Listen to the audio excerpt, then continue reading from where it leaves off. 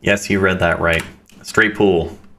I entered in a straight pool tournament here pretty close to home. I will preface all this by saying that I can't play straight pool, guys. I know a little bit about the rules. I've watched some videos. Grew up playing straight pool with my dad. So I have, a very surface level understanding of the game. It would be kind of like somebody who had only ever played 8 ball or 9 ball, discovering the other discipline. And certainly, skills are transferable between the two, right? I'm just realizing my mic might be way too loud here. Sorry if I'm blowing you guys out. Some of the skills are transferable, but there's the deeper intricacies of the game that are just about study and experience and repeated exposure. This is a perfect example. I actually cut a short about this just recently. This opening shot is so intimidating at that distance, and if you miss, like I didn't know this guy. Apparently he's like a guy, Ben Jones, 690 something Fargo, kind of favorite to win, and I had to learn right away that he can play. Gets himself in trouble a little bit here. I think he ends up having to take like a cut on the 3 in the side, but I'm excited about this video. Thanks for coming to check it out. I know it's different, but comes off it way too thin and scratches, so that ends up being a scratch, which is a -1. That's the other thing. I am guaranteed to get some of the points wrong, some of the kind of scorekeeping wrong here. We had it up on beads, that's what he's doing right now. But he'll just kind of cut that one back. He'll end up with 0 basically. But he didn't make a ball, so no balls spotted. I get ball in hand in the kitchen. And hopefully I get to make something of this. As I said, I came to the table not knowing anything about Ben, which is probably for the best, just because he's my first opponent. That's kind of a tough draw for your first round in a format where you're not really comfortable with the game. It appears I'm looking at the 3 and then trying to shape the 10 ball down here for the follow-up shot. But first couple shots, just trying to settle. Put that one down. Like I said, I'm going to do my best with the scorekeeping here. It's kind of like giving me flashbacks to APA 9 ball where I'm having to track balls. So it's straight pool, it's every ball is worth a point for those of you who don't know. This is the uninitiated Anthony trying to explain the rules of straight pool, but basically each ball is worth a point. You run them down in no particular order. You leave the last ball on the table as a way to shoot into the next rack.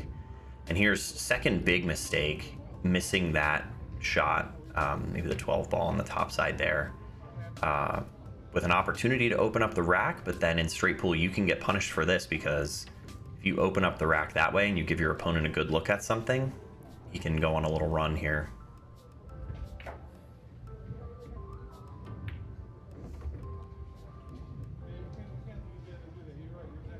That's kind of the idea, is make a big clutch shot to open it up. Come out into the center of the table, give yourself some options.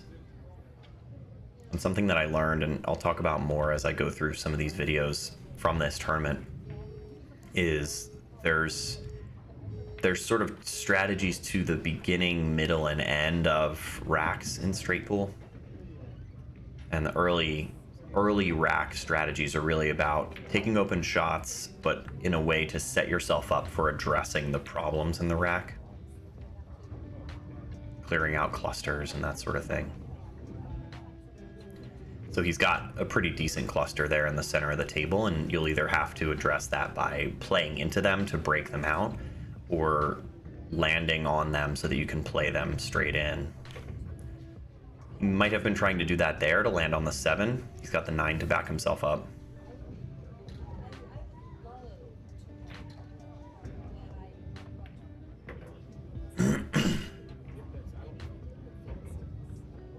It is a race to 75, as I put up there in the top left. So each round in the tournament was raced to 75. The finals was race to 100. And those are pretty standard score lines in straight pool.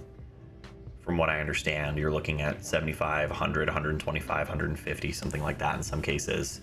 And because it's a interesting choice here to go after the 7 instead of the 11, but he knows if he makes the 7, it opens things up. Avoids the scratch, opens things up in a pretty good way here. The 8 should still go over here. And then he'll have to figure out the 11-4. But he's got to be thinking about his breakout ball, right? So what's the last ball on the table that will lead him into the rack?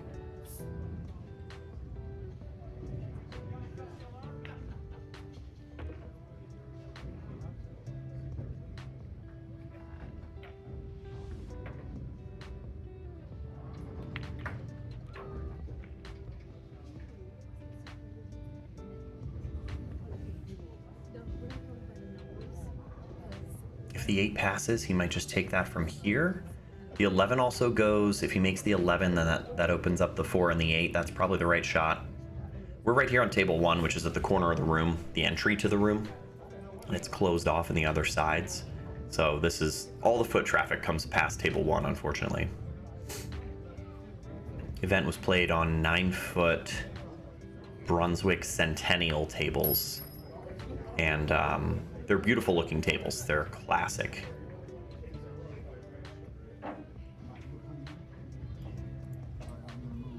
Yeah, classic old tables. I will say they play a little funny sometimes. Pocket facings are weird. The shims are warped. Rails are not in great shape. They did just recently recover them before the U.S. Amateurs qualifier tournament that I participated in a couple months ago. So same location as that. Yeah, Ben's got to make a tough choice here. Maybe he can come back and around. Or he takes the 8 in the side. Okay, he could hold it under the 8.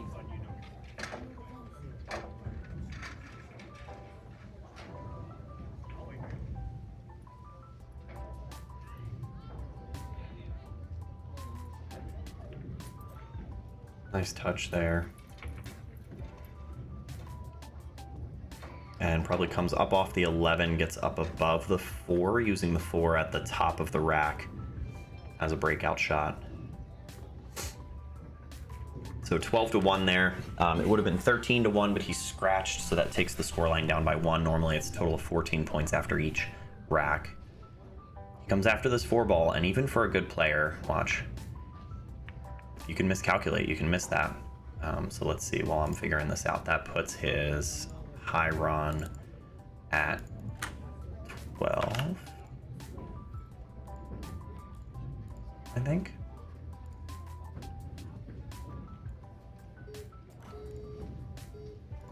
Don't have high confidence that I'll be able to keep up with that accurately. This is a great opportunity for me. I have a shot, which is a funny thing about straight pool from what I've gathered. You know, usually it feels like when I'm shooting and I mess things up and open up the rack, my opponent always has a shot. But if I come to the table and my opponents spread out the balls after a miss, I don't end up with anything nice. In this case, I do have a very nice look at the 15, which should get me through the pack with some options. Ended up coming off the bottom side of the 2 ball, which keeps me down lower.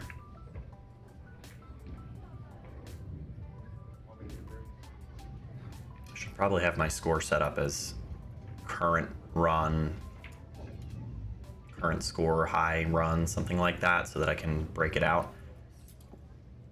Otherwise, I'm going to have to try to keep track of the current runs. Yeah, I don't know. We'll see. I'm looking at the rack here to see if there's any combos. That's something that I've seen people do. And it appears to be a magical old guy trick where I guess I shouldn't just say old guy, but like very experienced straight pool players will look at the rack and they'll see these sort of chain combo options that I wouldn't know to look for. I wouldn't really know how to recognize. And they'll just be like, oh, it's this. And they'll slam into the balls.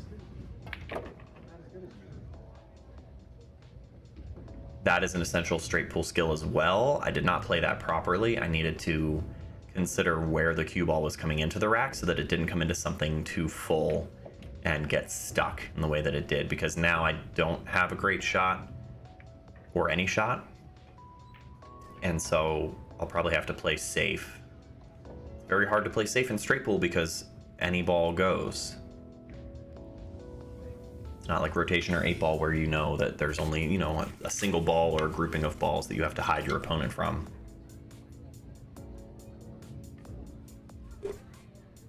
So for all these reasons, and I'm sure I'll continue to talk about them, but for all these reasons, straight pool's an excellent game to make you a better player.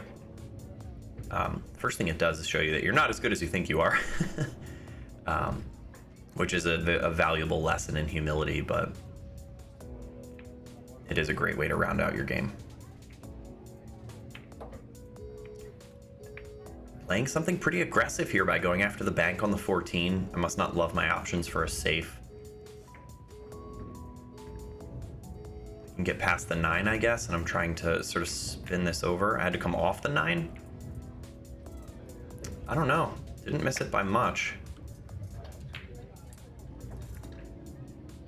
Gives me a high run of 3.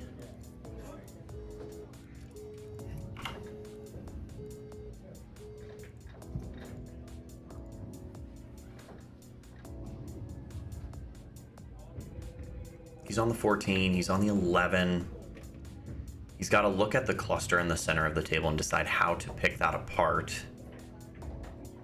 There's lots of blockers, that's the problem. It does not appear that the 9 goes past the 6. If he has the 11 now, if he plays the 11 and makes it, then it opens things up on that side.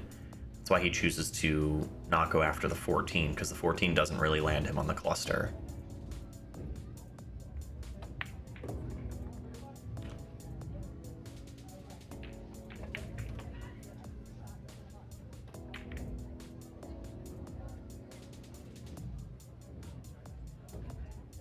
He has to think about how to clear up the cluster in the center. Maybe getting on it now by rolling forward for the 6. Comes out, but not quite enough. Might be able to use the 13 to get there, sort of snip back if he's still trying to get into the cluster. Otherwise, maybe just working on clearing up the top of the table and then working his way back down.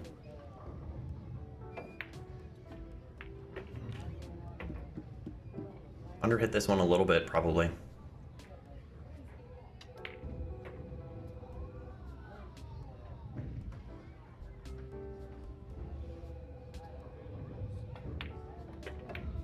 Good shot. He might be on the 10. If he is, he could take that now. Or use the 3 to slide over into them.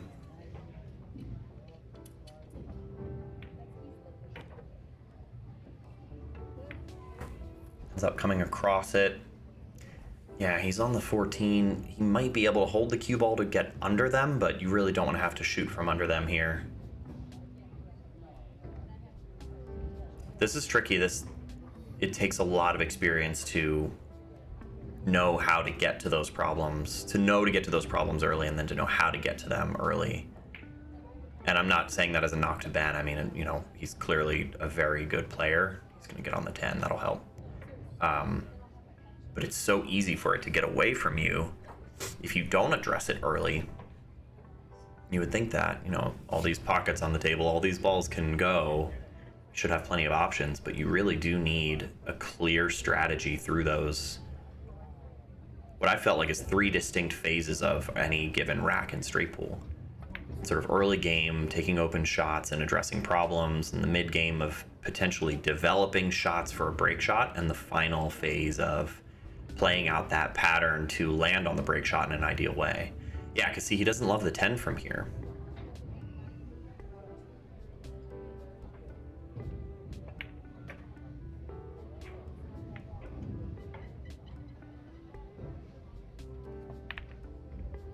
Called the 6. Called the combo, 9 to the 6. And he kind of gets away with it. There's a severe back cut on the 9, but yeah, it's real thin.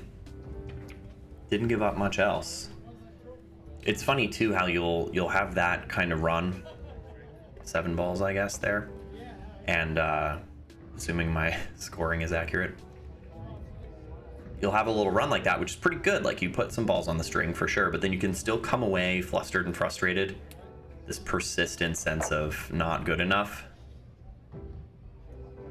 feels like it's baked into straight pool. I can show up in any discipline, I guess, but taking this cut, try to swerve away from it or cheat the pocket or both.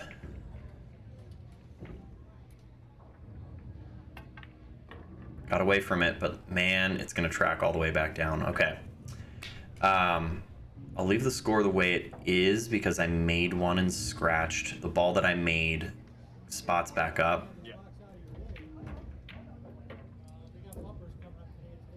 I guess you're supposed to deduct a point?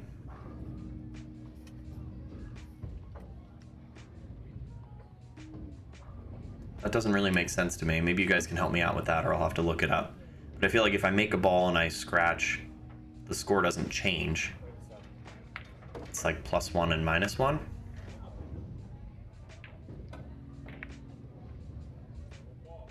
It's a foul, so there is a 3 foul, which comes up later, by the way. Spoiler alert. Not in this set, but the 3 foul situation is interesting, and I had watched a video with Dennis Grabe and someone else. They were on 3 fouls, and the players didn't know what was supposed to happen, and the ref didn't know, and the ref had to ask somebody else, and they didn't know, and they had to like pause the stream. It was an AccuStats thing. They had to pause the stream to get the official ruling. It just goes to show you that, like, if the best in the world don't know what these edge cases are in this game, then it's a pretty complicated game. So yeah, in that case, I don't know if that was accurate or not, that I made the ball and scratched and had to still deduct a point.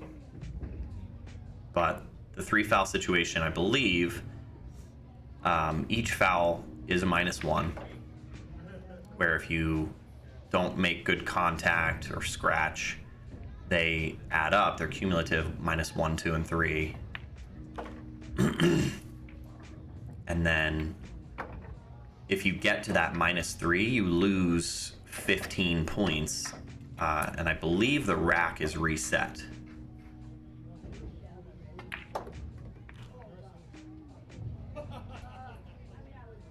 Plays a good break shot here. Cue ball takes him away from the rack.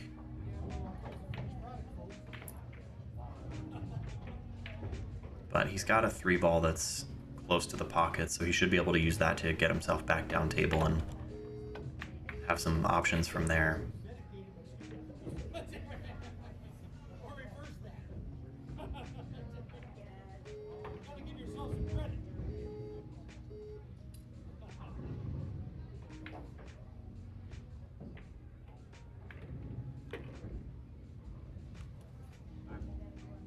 Since he's gotten through a couple open shots, he'll have to start to think about the cluster. The 8 goes. I don't know if the 11 will go once the 14 is moved, so he'll have to move this as a blocker and then play the 11.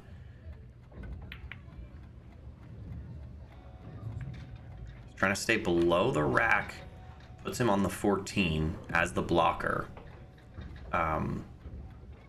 It's just part of the way that I've thought about these layouts, where that ball is blocking the rest of the pack, so you have to make that one first, get out above the rack, and then the other balls will go. 11 must go. I don't think he's too straight on it, so he's got a bit of an angle where he can use to nudge into the rest of them. Yeah, he's able to open it up. Good shot. 6 ball doesn't get tied up. Everything's pretty open. The 4, here's another example. The 4 is another blocker, right? The 4 blocking the 10 and the 13. It's on the 9. He could use the 9 to get, or the 7 to get on the 4.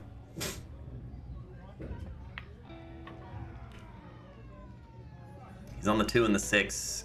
He could just take the 4 now, clear out the 2 and the 6, and then work his way back up. The other thing he'll probably start to think about by now is the break ball. The 13 ball might make a good break shot. This is the flow. This is a really good example of a rack where you're under hits this, right? You could clearly see he was trying to get up on the 4 ball. This rack really illustrates the sort of different phases I was talking about. It's fun, guys. Like, it's fun to study the mechanics of that new discipline.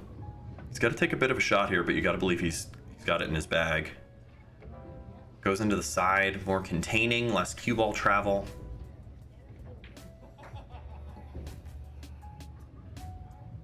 And it's a tough game for that reason, right? You make those mistakes and then you end up sitting for a while and get punished. Your opponent's going to put a bunch of points up.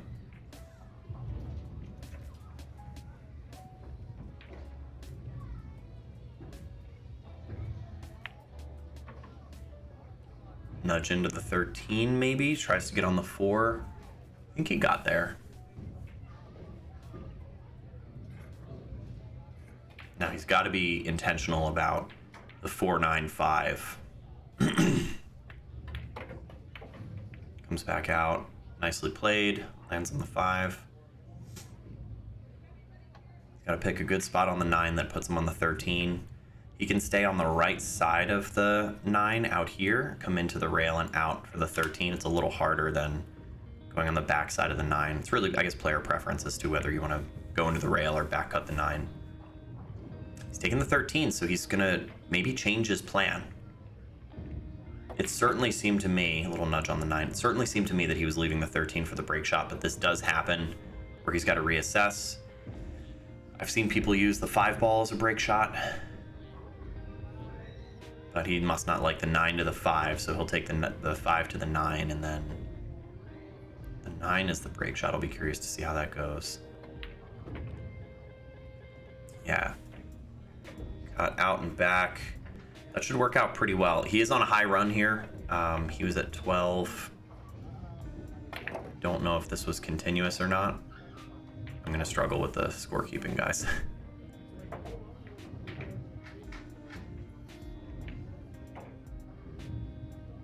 Gets into the pack, but not too well. He does come away with a shot. I think the 15 down here is going to save him.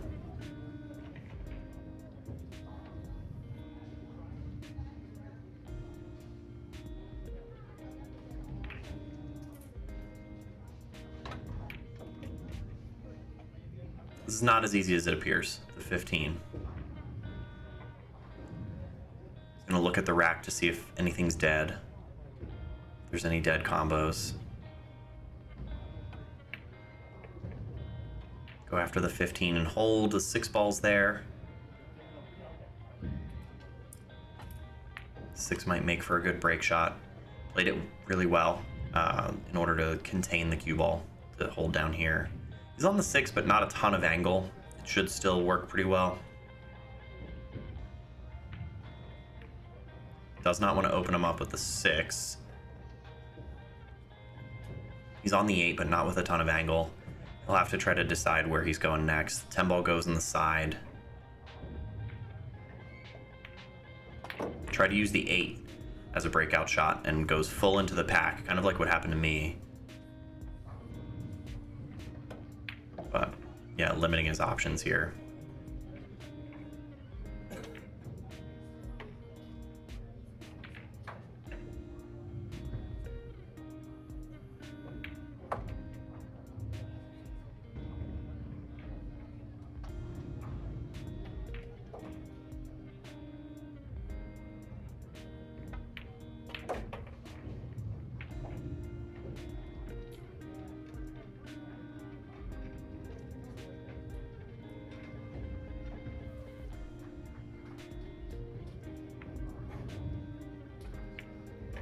The blowout like bloom on the camera is because I don't have that Blackmagic camera app installed on this device. It's on my to-do list, but I will eventually get that fixed because it's glaring here in the booth, so to speak, and then definitely, in post as I'm working on it. I'm gonna go after this. I think you have to. You know, you're on that run. Good shot. Makes a good shot, but doesn't really come away with a reward. And you gotta feel like the table wants to slow you down at this point. It's like, we feel bad for Anthony. Let's give him a turn. I don't think he really comes away with anything. That long combo from the 5 to the 7 is super, super tough. It's really easy to miss that 7 ball. You'd almost rather go rail first after the 7, which I think is what he ends up doing. Yeah. Straight pool is a ball and pocket game. So if there's any like double kiss or whatever, as long as the intended ball goes in the intended pocket.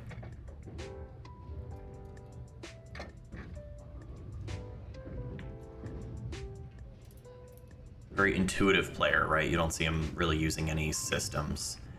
Did not miss that by much, but that's a strong run there. I'll imagine that was a. I don't know if it picked up from 12, but I don't think it's beyond the pale to call that a 30 ball run.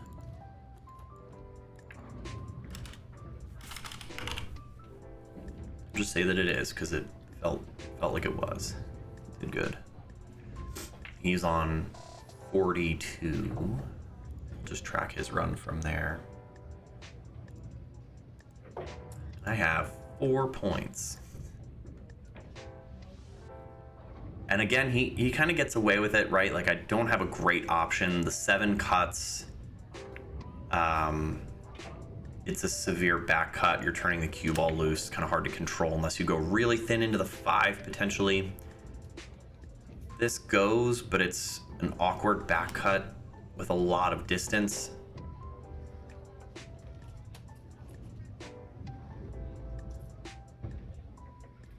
I might be looking at trying to play. You just hate to have to play safe from here too, because you just watched your opponent run potentially 30 balls.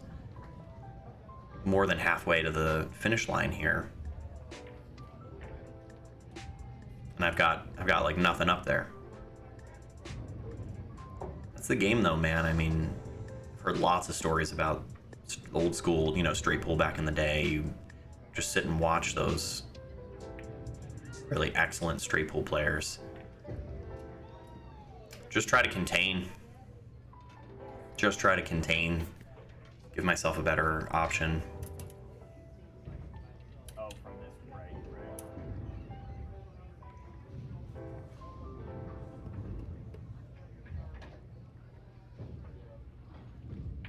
Just go after the 11, open them up again, and keep running.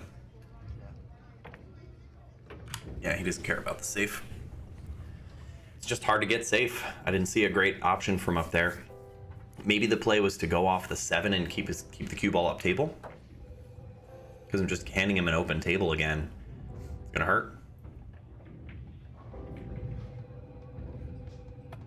Oh, unless he does that.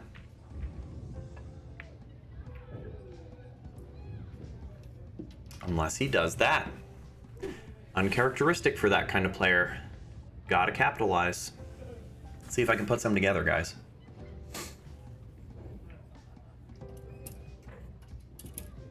I haven't seen the table in a while. This is the first round in the tournament, and I know myself. I know how those first rounds can feel for me. Have not settled. So I'm just chair game, right? I'm just like trying to keep myself settled. Take the opportunities when they show up. Gotta make some balls to get myself to feel good again. Build that confidence, build that momentum.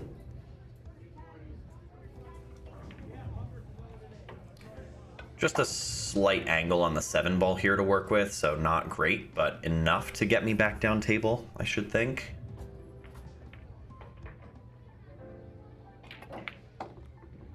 Decide to just hold it there, which is fine if I'm feeling like my alignment is good. Can play into the 14. Looking at the cluster, because I do have to address that. Play a stop shot on the 14. Doesn't look like the 1 ball goes. I'll probably have to take the 12, which means I have to roll through it a little bit.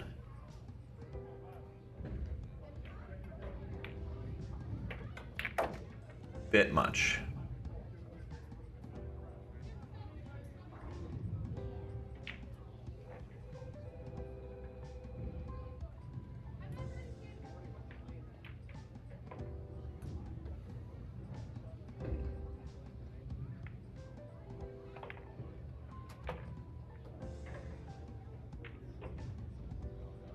So I'll probably have a cut line on the 2, come into the 2 ball, and that takes me into the cluster to open it up.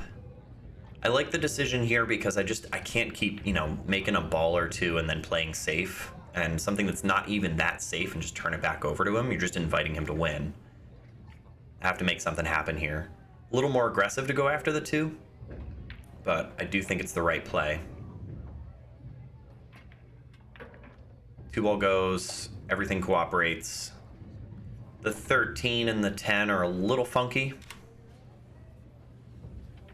but I think I'm on the 1. I might be able to go from the 1 to the 13, clear that out.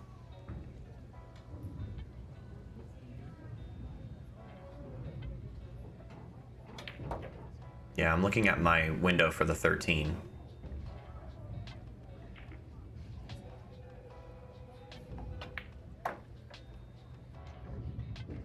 I'm also on the 12, so I could use either to get back around.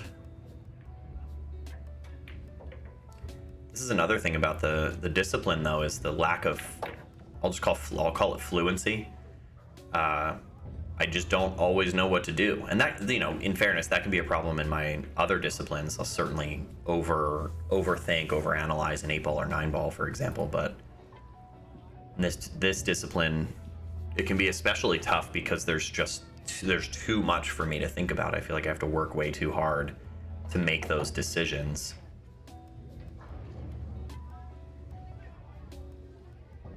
Previously, I think it was just determining whether the 12 was a suitable break shot. I think the 12 or the 10 could work. The 10's a little high, so I might have to use the 12 to come out and around.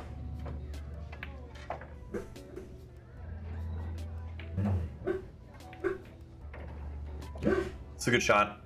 Get back up to the center of the table. On the 4, not a great line to come out for the 12 because I think I have to slide out and across. Pick my spot. See where I want to be.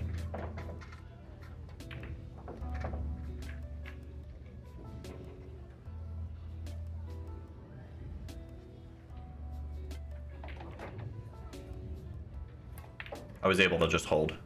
That works. You gotta make this ball, man.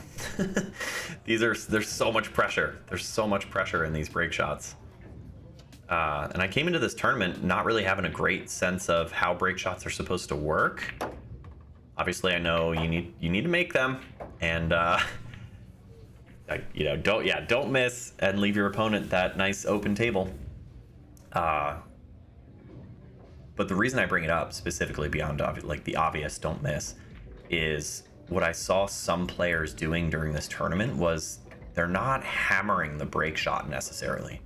There's some angles that are conducive to that, especially if it contains your cue ball. But in this case, specifically, I don't think I had to hammer the rack to open it up effectively, and it would contain the cue ball down table, where you'll end up with more options. The deeper strategy stuff that I was not aware of. I don't know how to look for that. That being said, I've got some together here. I'm up to 10, I guess, 10 in a row. Woohoo! I got a long way to go. I'll see if I'm trying to drop on if I just roll through. Okay. Wanted to get to the 9 because I have to address this. And then I'm also, I'm looking at, that's risky, man.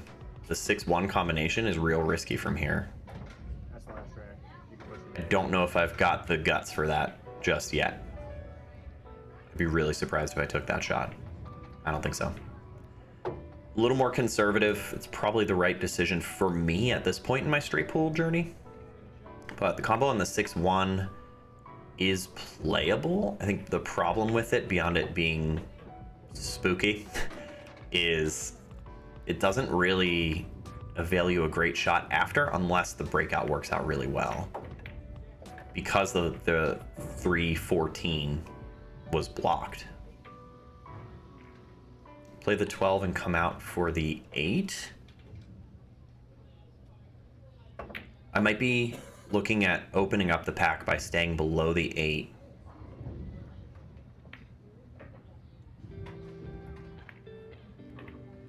This could be okay. Maybe awkward queuing around the 15.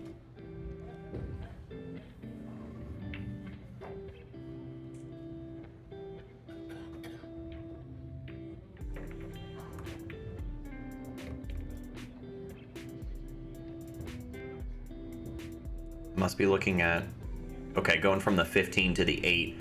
So the queuing's not as awkward, and then I end up with potentially a better angle on the breakout shot from the 8.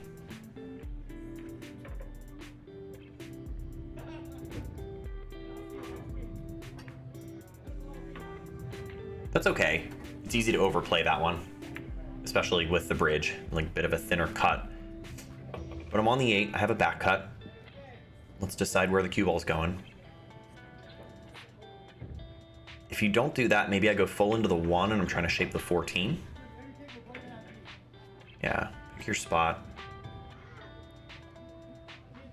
Get smooth through this one. Do not take these for granted, obviously. It was so fascinating to see the transfer of skills. This is probably just like side stun. Played that pretty good. Did I get hooked? I think I have the 14, right? Yeah, seeing the transfer of skills from other disciplines, but still feeling like, oh my gosh, I'm so far behind the curve.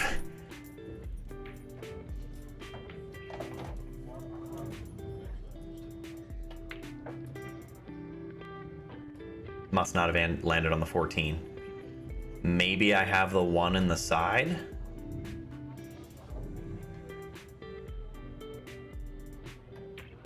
Looking at the 14 just to really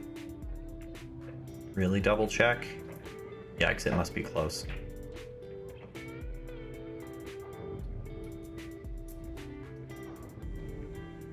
The 1 in the side goes, but it's just sort of unfriendly.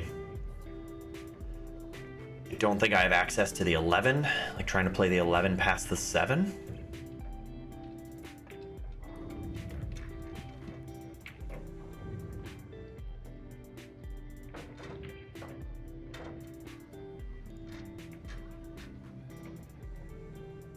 Trying to play safe. Maybe it's better than a risky opening shot on the 1. Just like glance off the 14 here.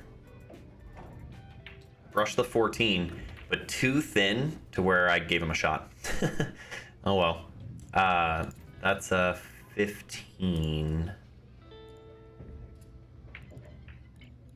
Yeah, run a 15 for me.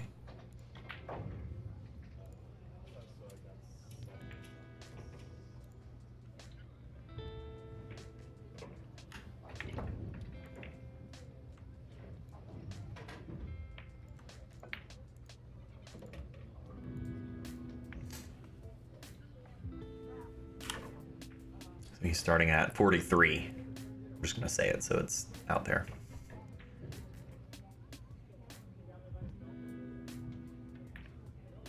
Ooh, got it.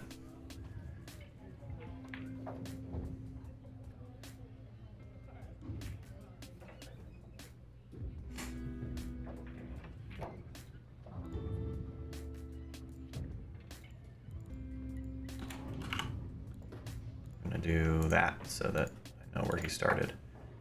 I don't have to keep it in my head.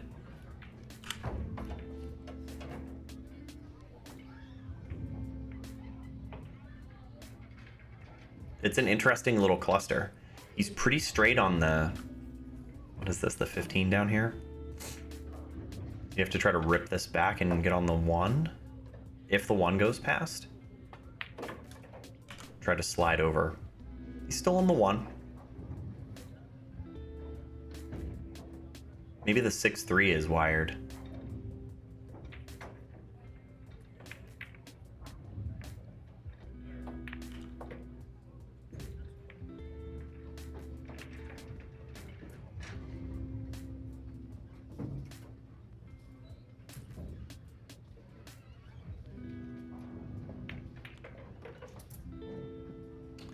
It's interesting, right? He had to not only account for the complexity of the combination shot, but the drift of the 6 and the shape on the 11 that could put him back on the 6. That was very complicated.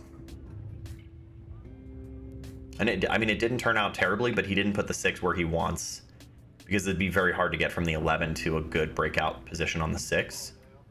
So he's got to decide which lands better for the other. Use the 11 as the breakout shot on the side and try to like slide down.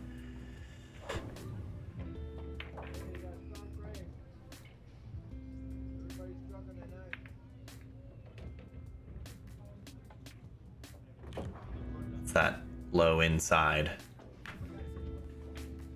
This could work, right?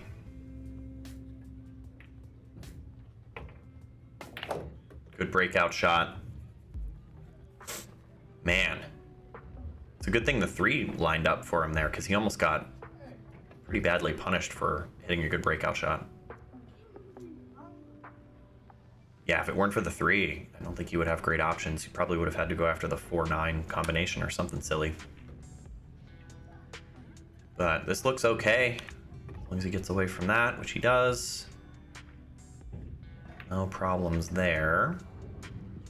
He's on the 12. You don't love to shoot the 7 in the side from here, especially not on these tables. The facings just are sort of curved out, like they're warped in a weird way. Takes the 12 and comes across.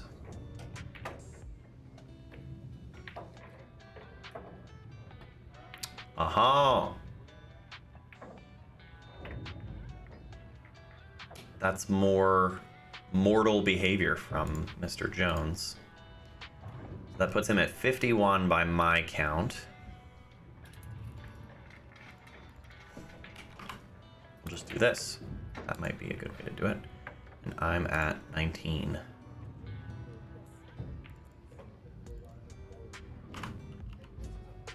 You guys know who I am.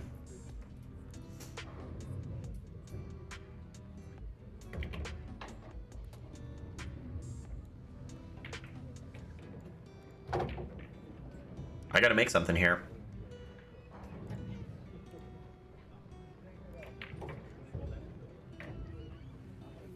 The combination on the 9 ball's pretty tough.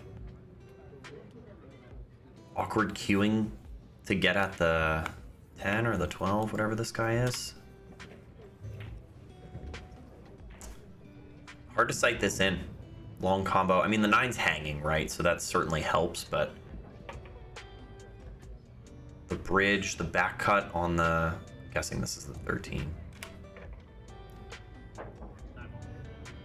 Yeah, you can't take this for granted.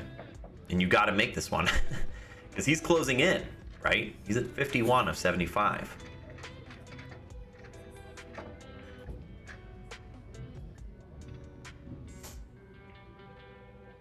Yeah, be really diligent here. Hopefully the 13 lays up. Otherwise I have to make sure I'm playing shape for something else. That's okay. That's okay. I'm on 13 again.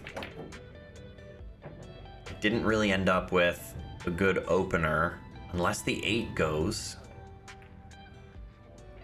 You're gonna be scared to shoot the 8 from here though, huh? Play the 13, go a little more conservative. Can't do that too much. Not in this kind of set. Keep the bridge in your hand.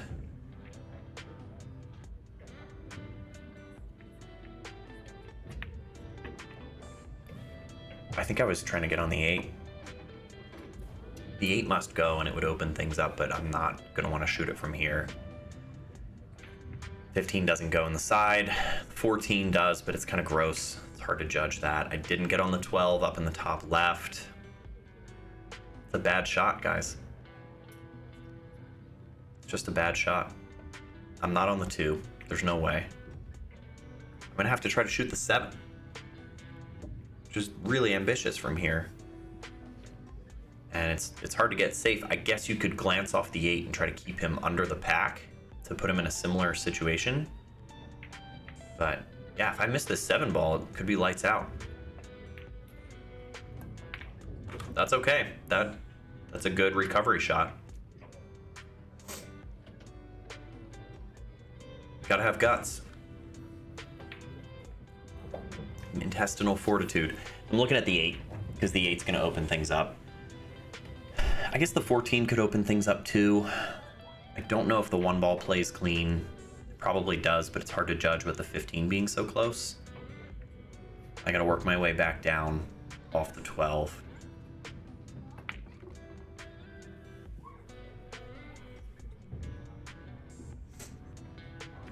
Got on the 10. Could roll forward and get on the 8. That's what I'm looking at. Yeah, you see the head shake? I don't love it. It's intimidating. That's like the key word of how this first set felt in the tournament. Was just, I don't know how to play this game. This guy's really good. Any little mistake is gonna hurt. And that's the game. That's how it needs to be. That's how it should be. So this is not by way of complaint, to be clear. Like, I was loving it, you know? That's never a good sign. It must be close. I'll probably go conservative again, huh? Go after the 2 or the 14. But I need a plan. I need a plan to open things up. The 14's fine. If it drops me on something. Use the 14 to open it up. Good solution. That's a run saver. The 8-5 are a little funny from here, so I either have to shoot the 8 or the 5, I think. After that, there's no blockers. I just have to pick a pattern.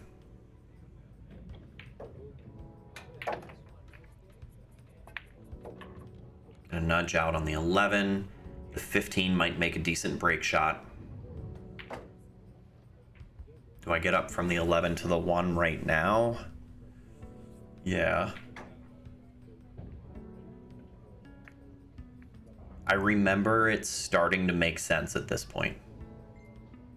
Seeing the flow a little bit based on, you know, racks with my dad when I was a kid or videos I've watched. Because I can watch a video of straight pool and sort of appreciate the flow.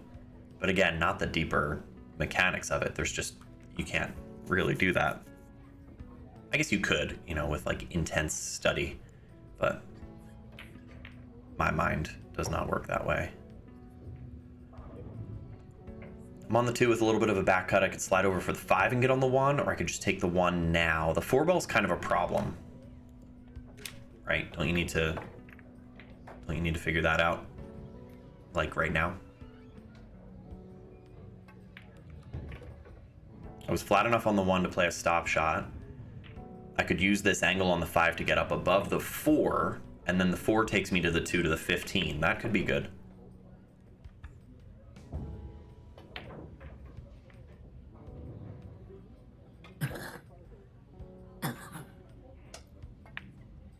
Nice little stun. This could be good.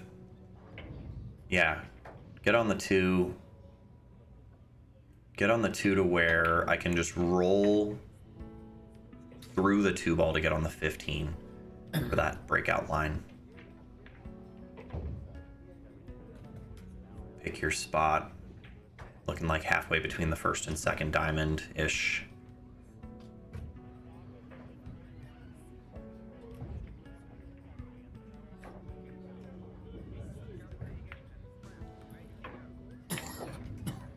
That's okay.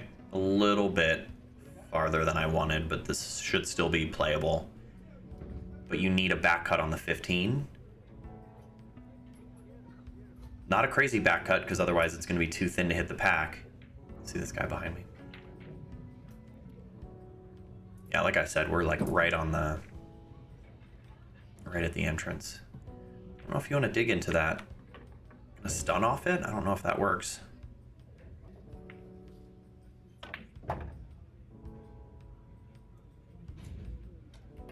No.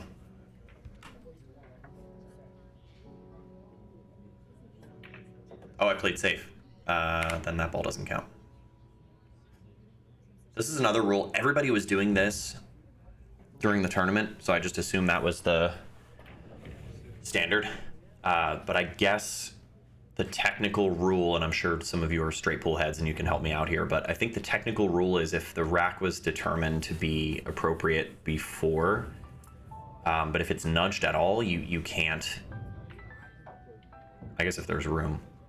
But you're not supposed to put the rack back over the balls and like re-rack them. Not that that happened here, but I saw it happen later in the racks, later in the tournament, I should say. Very good safety, by the way. Ben, watches me run a couple balls and he's like, I don't care. And I have to try to return safe, but you need to hit a ball and a ball has to hit a rail in order for it to be a good hit. And you can't open it up too much. That's too much. It's going to give him that 4 ball there. Yeah. Yeah. He's probably going to hurt me for this one. Going after the combo.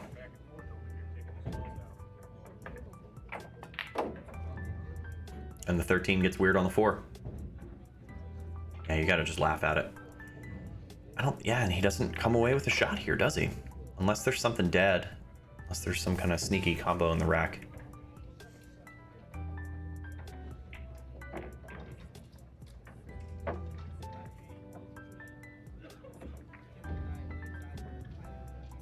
Looking to just skim off the 15, come out and back.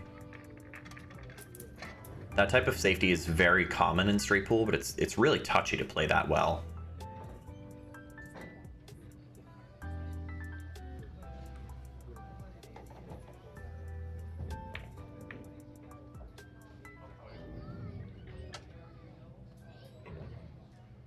Yeah.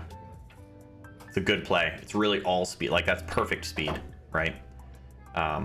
Perfect speed to come out and back. So let me fix the situation here. I'm at 31. And he is at 52. Yeah, perfect speed to sort of glance off the ball and send me back into the pack, and I'm basically frozen on the pack. The best play here, if I have the line, would be to skim off the 15 and send him up table somehow. I may not have the line if I'm glued to it in such a way that it sends the cue ball towards the pocket. That will not work. The other thing that's worth mentioning here that I didn't say at the top is that this tournament was... Oh, this is okay. Unless I gave him the 4 ball. This tournament is all ball fouls, which I ended up loving. I think I might have mentioned it in a previous video, but I'm ready. I think I've been ready for a while to sort of try to train that out, that sloppiness out of my game, where it's like, oh, like put my hand wherever I want. Like, I'll just move the balls around and like I nudge this ball. Why don't we just decide if we're putting it back? I've never liked that, if you can't tell from me, like mocking it. And I don't like that I do it as much as I do. Very good safety. Clears out the open ball. Limits my options here. This kind of strategic straight pull play. Ben's got a lot of shots in his bag. He's got very good mechanics. He's got a very good intuitive game, and he's got this tactical game. Like, of course, he's a 690, high 600s. Very good player. Kind of guy I need to run into more as I start to train up here.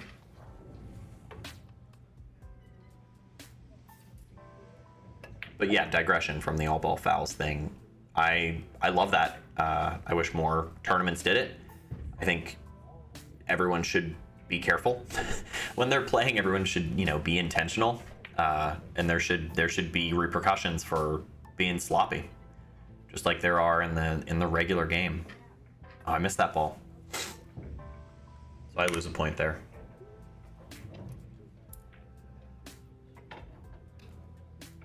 He could, and this is a straight pull thing, I don't remember if he does it or not, but he could take an intentional foul himself and just like shoot me up here.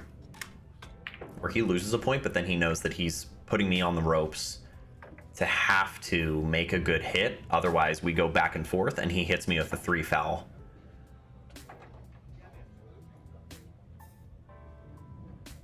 Yeah, because he knows I'm on 1, so he'll just take a foul, losing a point.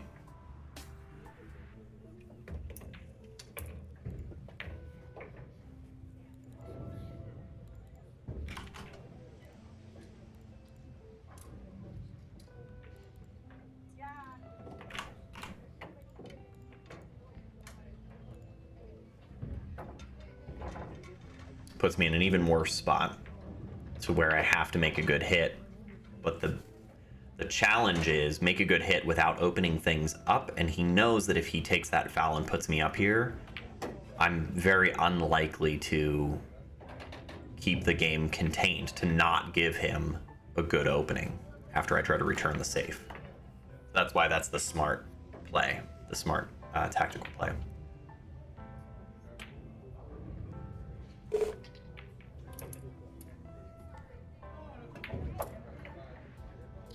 Try to go thin off the 8. The 8 cooperated, but I leave him in the center of the table with a shot at the 6.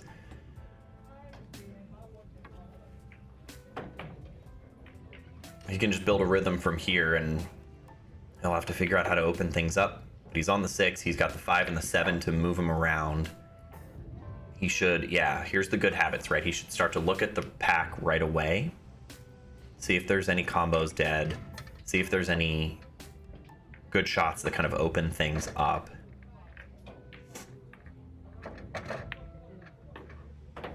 I wonder if he was trying to nudge into the 15 there. He came pretty close by cheating the pocket, but he did make that ball.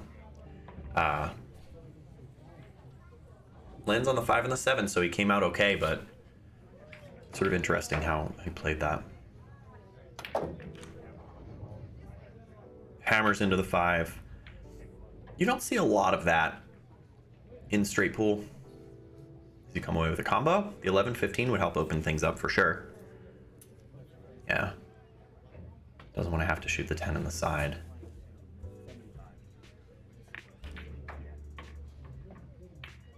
Clusters the 11 again, which is unfortunate for him, but he should be okay. If the... I think this is the 12 and this is the 10. If the 10 ball still goes, he could use the 12 to get up above it, and then the 10 to open up those 3. Oh, he's just taking this one now? Interesting.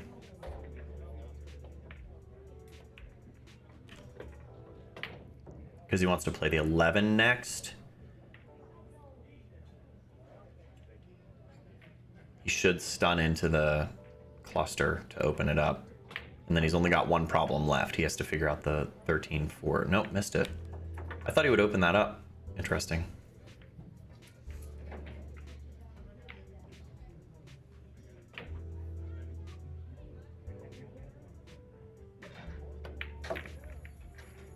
Yeah, fix that problem. 2 problems in 1? Almost.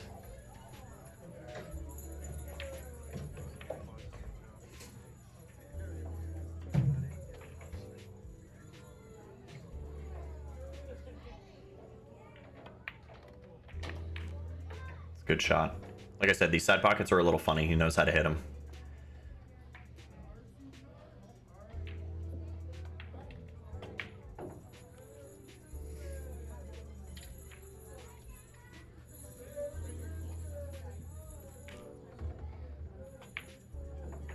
He still has to figure out the cluster with the 8, unless he plays shape below them.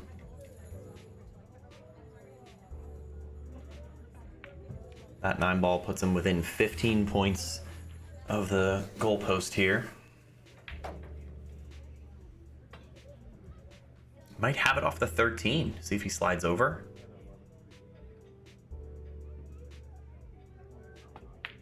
Got it. With the top side of the 8.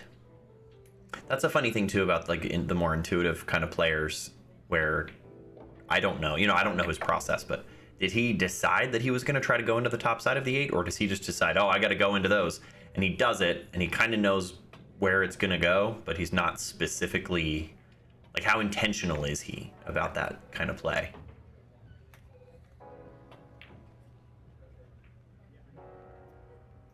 And or if an intuitive player tries to be super intentional in that way, does that throw them off? It's a good shot to get up above the 4.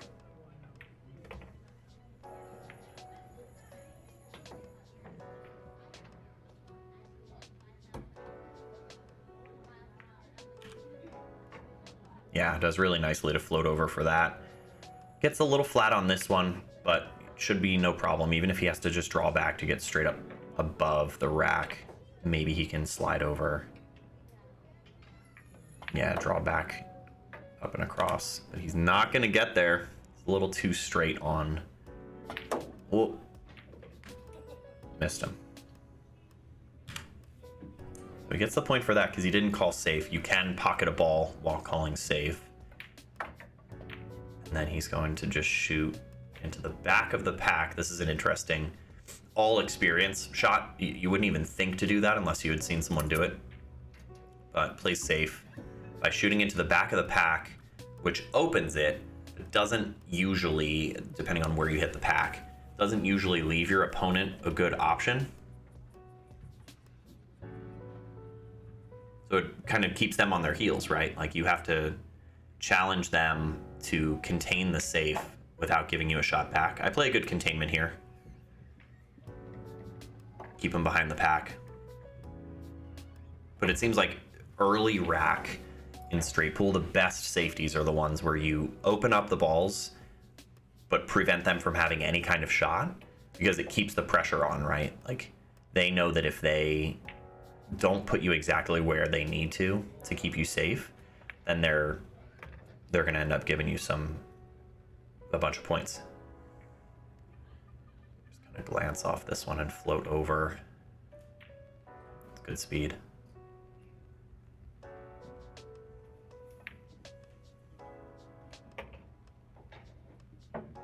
Tough to play off this 2-ball properly to stay under the rack, so I don't know that that's really there. I probably have to do something similar where I glance off one of the balls along this row and keep him under the rack. And you can either put him right on the rack or try to put them on the bottom rail down there. This is tough though because it is wider from back there, right? And what I mean by that is you're going to give them a look at the 7 or the 12 or something like that. If you put them right in here, they don't have a look at anything.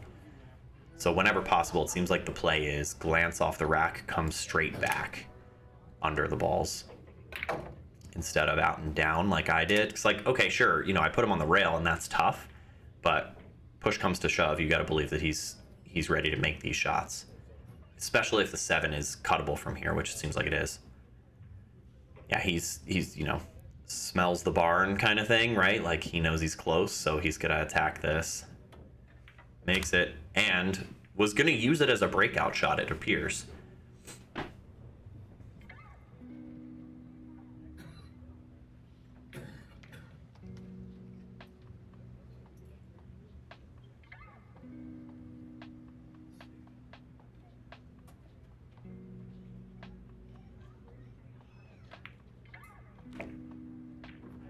Pretty, rolls that one up pretty well. And again, early stage, yes, he's on the 15. What's your plan? Because he could play the 11 from here. The plan is to get a little better on the 11, a little closer to it, with a comparable angle to open up the rack. Although the 10 does it, right? Yeah, he's looking at the 10. Or the 12, whichever one that is.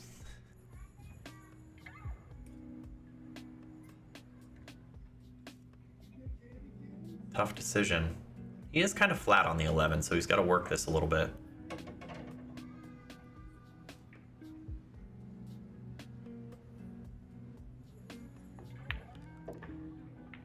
Yeah, interesting. I think he was trying to brush the 1. Yeah. That happened before, too.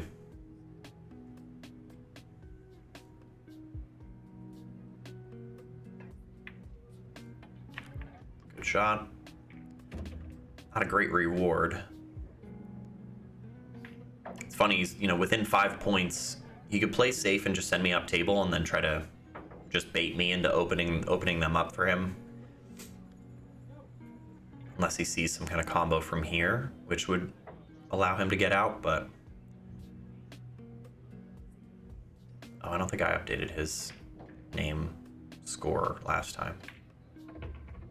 Unless he's just been running since then, which would give him 20.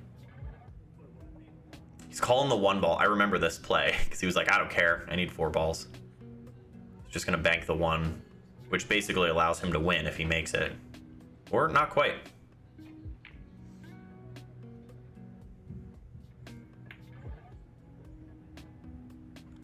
It's that moment in the straight pool set where it's like, here's your last chance, right?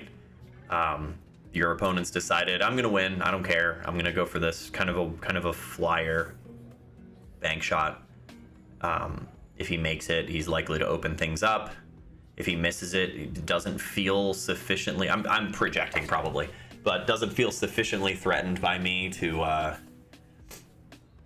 take a more conservative play. And, you know, in fairness, like, play more aggressive, like, win more games potentially. That's what it takes.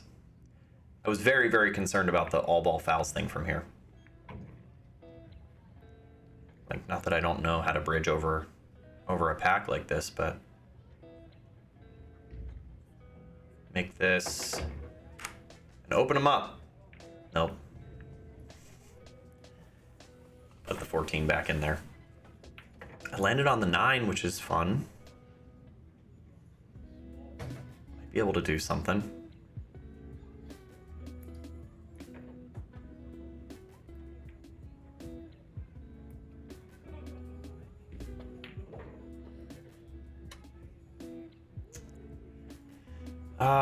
Conservative play is make the 9 low right, put him up table, play safe. Spot the 9 back up. But I'll probably try to make this 9 ball. Yeah. And I get right in the pack.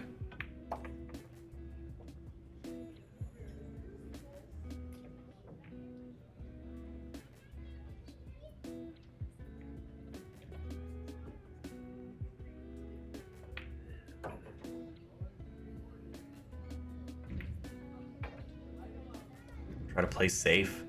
Skim off the 8 or the 14 and keep them down there. It worked out okay. Just not, it's not a strong effort, right? Like, I need to play tighter safes. I don't hate the scoreline here, given, like, where, you know, coming into this not knowing what I'm doing and playing somebody who's very good, but it's definitely that sense of just pervasive disappointment. That's a very good shot. I said something at the table too. I complimented him on that one, I'm pretty sure.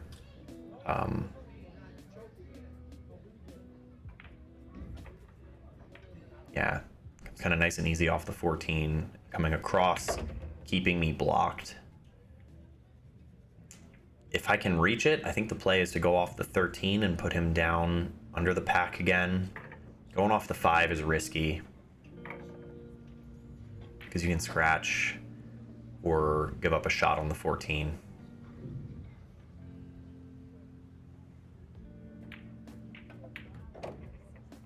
Try to spin off the 5. And it opened things up a little bit.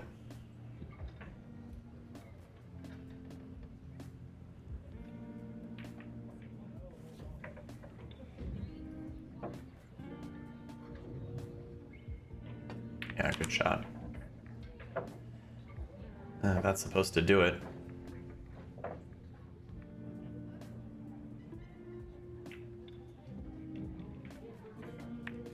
Oh, and I guess that was it. Missed a couple. Well, thanks for checking it out. Yeah, no no problems with how that set went, really. Like, obviously there's things that I want to improve. But it's a fascinating game. I am very excited to play more.